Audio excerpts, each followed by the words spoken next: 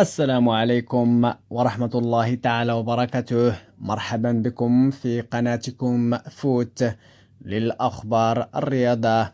موعد مباراة المنتخب الوطني المغربي مع نظيره المنتخب التنزاني في دور الثمن النهائي من منافسات كأس أفريقيا المغرب، حيث احتل المنتخب المغربي المركز الأول من المجموعة الأولى ب7 نقاط، كما جاء المنتخب تنزانيا في المركز الثالث من المجموعة الثالثة ب2 نقطتين.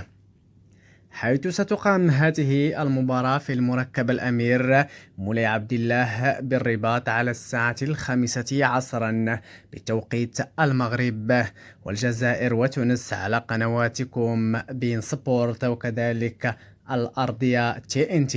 من التعليق جواد بداه.